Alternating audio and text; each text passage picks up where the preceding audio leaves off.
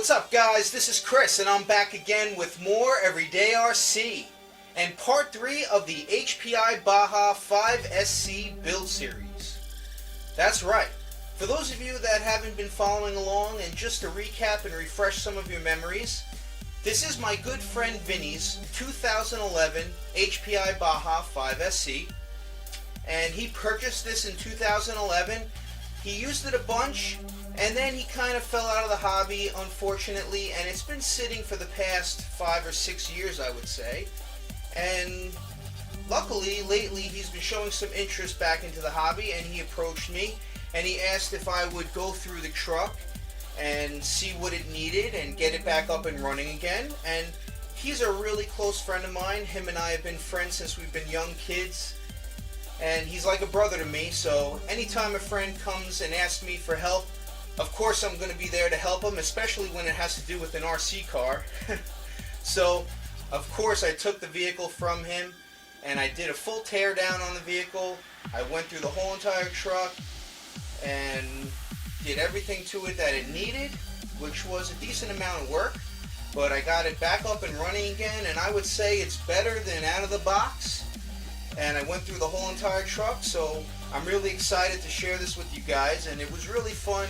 It was the first time that I really got a chance to tear down an Hpi Baja, and I really like the design of the truck, and the only thing bad is now that I want a Baja, so but I figured I would share this with you guys because, of course, most of you might know at the time of this filming, HPI is kind of in limbo, and these trucks are really hard to come by right now.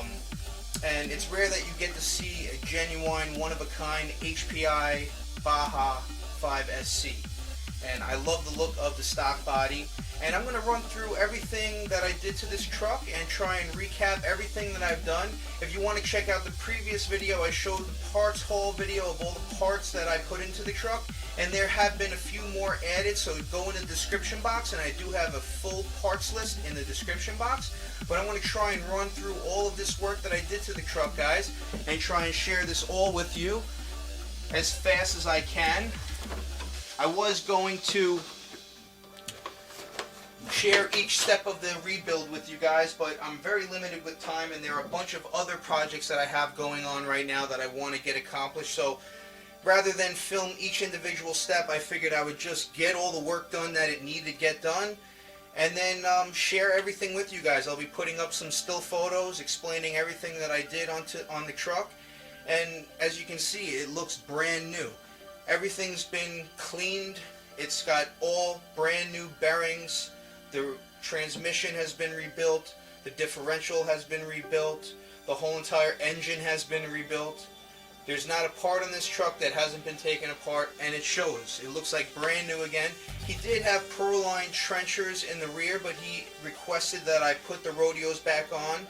And I think rodeos are a good all-around tire, especially that we're going to pretty much start from the beginning again, and we're going to break in the engine and use this as if we just took it right out of the box. So the first thing that I addressed was the engine. So I did tear down the whole entire truck, as you've seen in the previous videos. I had the truck in a million pieces, and before I started putting everything back together again, I did clean all the parts, but before I started putting it all back together, I did want to rebuild that engine. So that is the stock Chungyang CY26 2-bolt 2-stroke engine, and my friend, previous to him giving it to me, had purchased the DDM Racing 28.5cc big bore kit, but he never got a chance to install it. And I will tell you that it was the perfect time to install it because this engine did have some damage to it. So I did replace the piston and the cylinder and upgrade it with a big bore kit, which is going to give it definitely more torque and more power. Unfortunately, the stock air filtration system is not that good. He did stay on top of cleaning the air filter. Unfortunately, it did have some dirt intake. I think it also had, there was a possibility that the spark plug, it was ran with the spark plug loose, and it did suck in some dirt through the spark plug hole as well. So it was an unhappy engine, to say the least. So I did have to rebuild the upper half of the engine. So I replaced the piston and the cylinder. As you can see, the piston and cylinder were scored big time, so we replaced it with a brand new piston and cylinder. And the lower half of the engine looked perfectly fine. There was no need to replace that. We could reuse it, just clean it really well. And there was no need to separate the crankcase as well, because the crankcase gasket very rarely leaks on these, and unless it shows signs of leakage, I wouldn't even separate the crankcase. So I left that alone, just cleaned the inner bearings and all the needle cage bearings, and then replaced the piston and cylinder. I did use a copper head gasket, which I definitely suggest doing, because paper gaskets with heat and with time and a lot of use will eventually blow out and you will have leaks. So I prefer a copper head gasket. It definitely helps with heat and expansion, and with the addition that I like to use, here's some secrets I'm giving away to you guys, is I use a nice Permatex high temp copper silicone, and that's the highest temp silicone that you can get. I usually use this silicone to seal my nitro engine, so if it can seal a nitro engine, it definitely can seal a two-stroke engine. And I like to use the Permatex high temp copper to seal the head gasket on these. And I'll just dab it on with my finger and just lightly dab, don't over apply it, just lightly dab it across the crankcase and across the skirt of the cylinder. And I do like to use a nice Permatex anaerobic flange sealant to seal the carburetor gaskets as well, as you can see. And I did rebuild the carburetor, and I did use the Walboro rebuild kit shown in the picture above.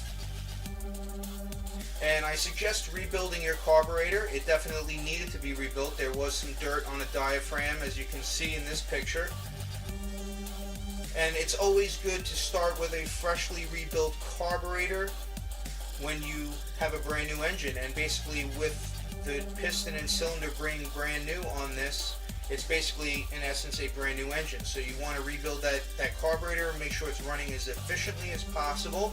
If you don't know how to rebuild a carburetor, they're reasonably inexpensive, and you can pick up a brand new carburetor for $20 or $30, depending on what model carburetor you use. This is the stock Walboro 668 carburetor that we're going to utilize, and I rebuilt it. It works fine, and it'll be fine with this 28.5cc engine.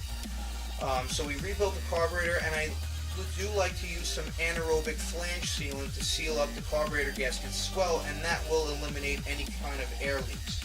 And if you're wondering what anaerobic means, it basically means it'll stay tacky as long as it's not exposed to air. So as long as it's in between those gaskets, you won't have difficulties pulling that back apart. It basically stays like a jelly, and it'll just take up any space or any gaps in your carburetor gaskets. So that's about it on the rebuild of the engine. I did install the OUTERWEARS crankcase cover on the bottom, which he had never installed, and it did suck in some debris through the flywheel. He had an acorn stuck in the flywheel, and it was pretty funny when I pulled everything apart. So everything's been cleaned up, and this is the new style outerwear for the crankcase. I see there's a difference in the stitching. Looks like they enhanced the stitching, and it looks like it's definitely better quality than the old style. Looks like I'm going to have to pick up one of these for my own engine. I did install the CRAFTWERKS RC MSD ignition wire, and that's the ignition coil wire that you see, the orange coil wire there. And that's just, it's not really necessary, but if you want to get the most out of your engine, I would definitely say ignition is an important asset, and it looks really cool on there. It's twice the thickness of the stock ignition coil wire, and in fact his did take a little bit of a nick, because on the Baja you can see the coil wire rests right on the roll cage there, and he had to wrap some fuel on and around it because it did have a kind of a cut in it. So I figured I'd just replace it with that nice CRAFTWERKS RC MSD ignition coil wire, which really makes it look like, you know, it's definitely a performing engine with that on there. Looks, definitely gives it an enhanced look, which I like. I installed the TGN DT1 cone-shaped triple stage air filter. I do have this triple stage air filter on my Loci 5T, but it's the mushroom shaped one for clearance issues, and this is the cone shaped one for the Baja, and I think that it's a good addition. And the stock air filter wasn't that good, and I do have the DDM velocity stack bolted onto the end of the carburetor, so that definitely helps out a lot with airflow. You want to control the air coming in and the air going out, so it came with the velocity stack, which was good. And as you can see, it has that nice heavy duty hose clamp which clamps on that velocity stack very tight. And I do use a little bit of flange sealant around that velocity stack as well, just to help with air leaks and make sure that it definitely is not going to suck any dirt into the engine this time around. And of course, last but not least, you're looking at that beautiful DDM version 2 Dominator pipe, which is pretty cool, and it came with the free XPORT heatsink gasket and rubber coupler, which is really cool.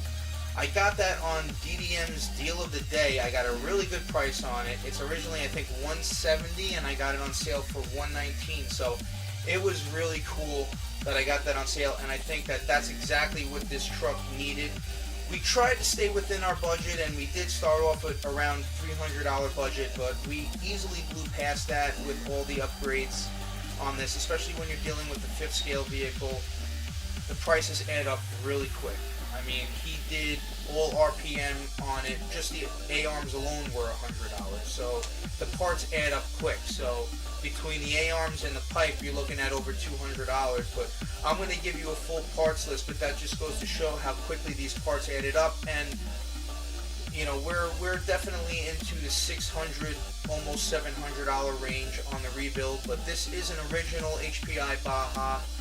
And the resale value, even though he's not going to sell it, but even if he wanted to sell this vehicle for $1,500 right now, I think you can easily get it because it's pretty much brand new and it's in excellent shape.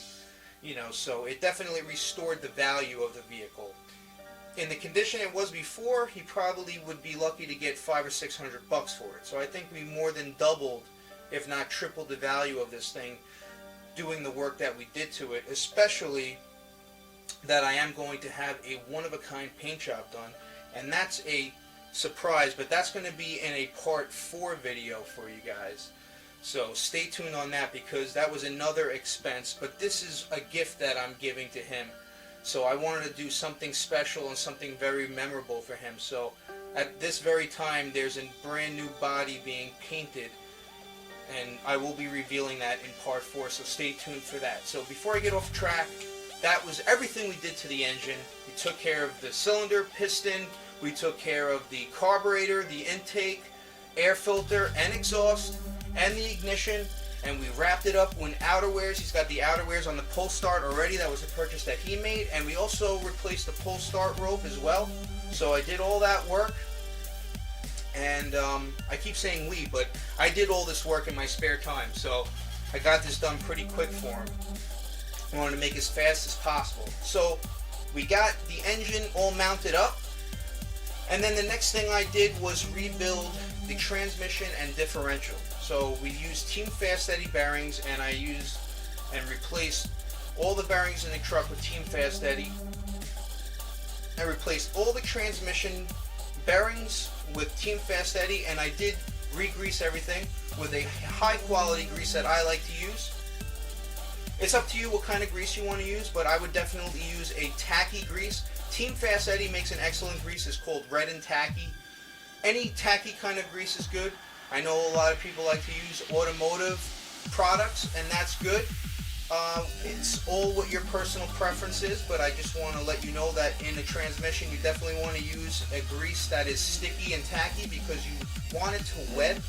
So as you can see, this grease that I use is grease that I use in my shop, and it's typically used on power equipment that has small gears.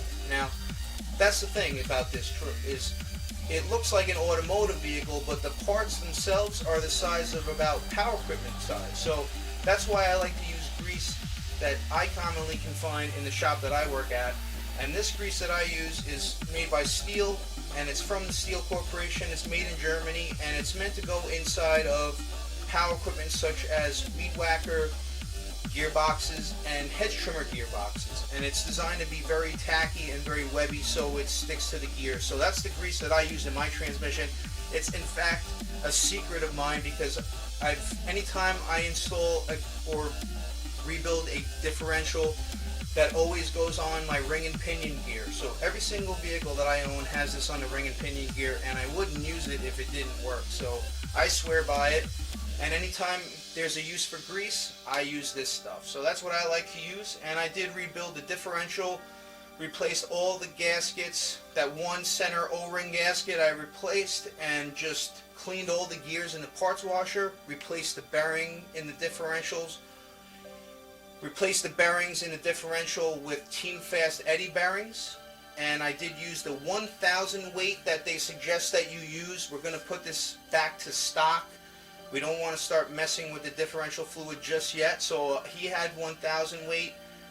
I just utilized what he had, and that's what comes in at stock. It's very thin, so I installed it with the 1000 weight, replaced the center O-ring gasket, put everything back together with Team Fast Eddy bearings, and that took care of the rear transmission and differential.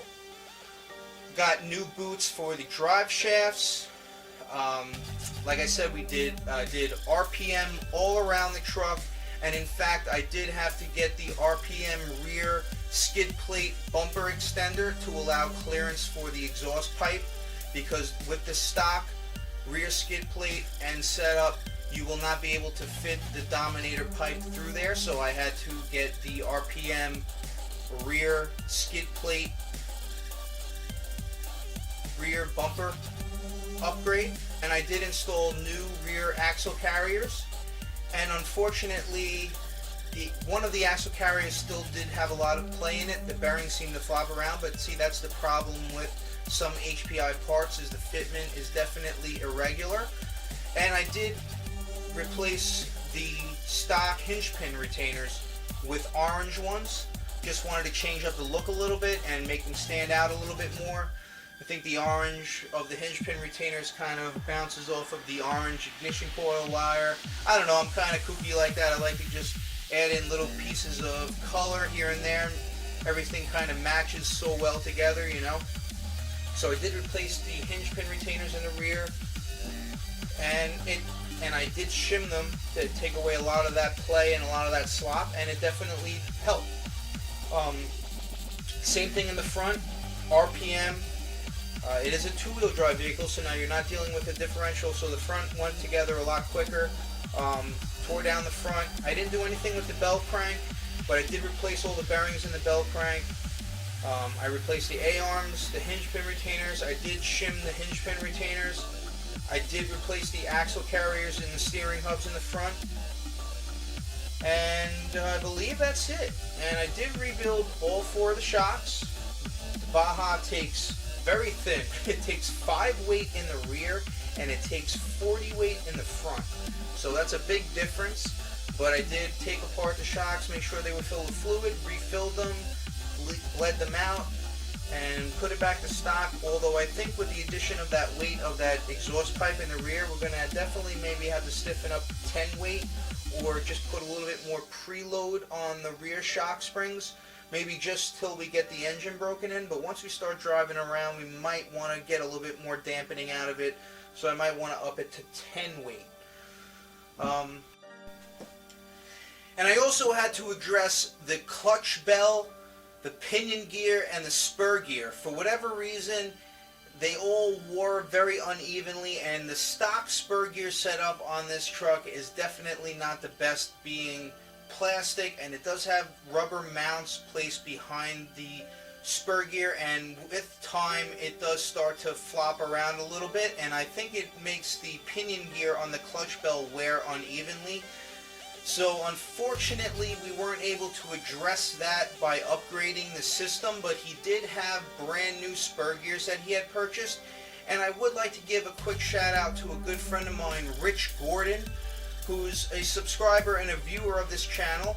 And I'm hoping that he starts his own YouTube channel soon, because he's a very knowledgeable guy, especially when it comes to this fifth scale stuff, and he is very knowledgeable with the Baja platform. But he saw that I was doing this rebuild series, and he contacted me, and he asked if he could send me some donation parts, and he donated a few spare parts for his Baja that he wasn't using, and one of them being his stock original clutch bell and pinion. And everything worked out perfectly on this truck as far as it eliminating all the wobble and the play in the spur gear and the pinion gear, which was very good. And he did send me another very, very cool upgrade, and it was the Vertigo caliper mount, and it's aluminum as opposed to the stock one being plastic. And it's pretty cool because it gives you a triple carbon fiber brake pad application, which is very cool. It eliminates that stock center spacer, and it allows you to install 3 carbon fiber brake pads. And I did install a brand new DDM 8000 RPM clutch spring as well. So I want to say thank you to Richard Gordon for all those donation parts, and I think that this Vertigo caliper mount and these carbon fiber brake pads are definitely going to help this thing brake a lot better than it did in stock form. So thank you, Richard Gordon. You're an awesome friend and a cool dude, and I want to thank you for your donation. I'm trying to think, if there's anything else that I'm leaving out. I did a lot of work to this thing, but it's brand new. I did dismantle the tires. I took the tires off the beadlocks, cleaned everything, and they do not have the stock beadlocks on the tires anymore. Those are actually the black beadlocks, stock beadlocks off of my Loci 5T. So I had those laying around, and I donated them to the build because I didn't want to have to spend any more money, make my friends spend any more money on something like that. I had them laying around, and I think they actually look pretty cool blacked out like that, The stock ones were gray. I think the newest version of the Hpi Baja 5Sc has white beadlocks. The ones that he had on there were light gray, but they were really beat up, and they weren't the best of quality. I think that these Loci 5T beadlocks are definitely a lot better quality, and they look really cool on there. But I did take the tires completely off the wheels, and I cleaned them up, scrubbed them up, cleaned them. I did use something that was pretty cool. This was what I had laying around, and it actually worked really good. I used some Armor All wheel and tire cleaner. That's what you put on there first. You clean them up, clean them with a nice microfiber cloth, and that gets rid of all the dirt.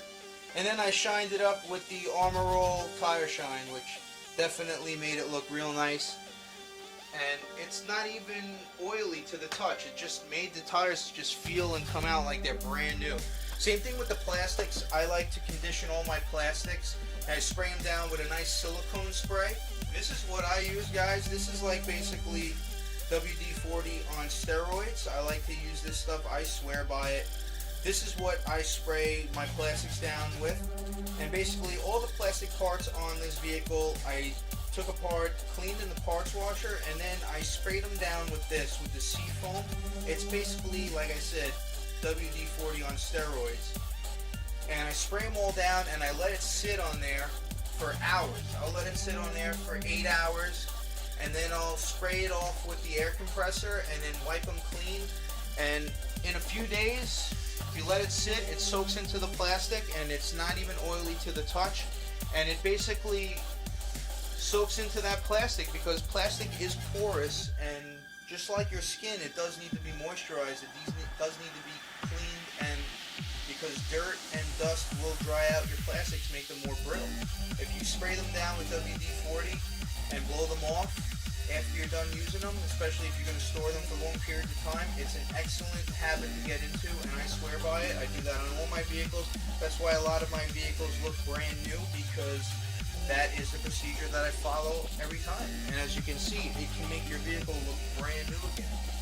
And it's not a facade, because it's actually conditioning your plastics, making them stronger, and in essence, lubricating them. So I think that's about it. I think I covered everything in this video. know, it's a long video. I don't want to make it too crazy long. So I think I covered all the work that I did to the truck. I cleaned everything. The electronics are all stock. Everything works with the electronics. It just needs to be fired up and broken in at this point. So stay tuned for part 3 because I will be back with the revealing of the brand new body for this thing. And when you see the body that I'm having done, it's going to be the icing on the cake for this truck. It's going to be very personal for my friend, and it's something very cool and interesting, something I've never seen before. So stay tuned for that because my good friend Barry Gamble is in the process of putting some awesome art on a brand new Baja 5Sc body. So that's about it, guys. So I appreciate you watching. I hope you guys are all making it happen in your RC worlds. Don't forget to like, comment, and subscribe. Click the bell. Be part of the notification crew. I guess that's about it. You guys, you better be making it happen in your RC worlds. And for now, this is Chris the Everyday RC Guy in Baja Land saying, thanks for watching.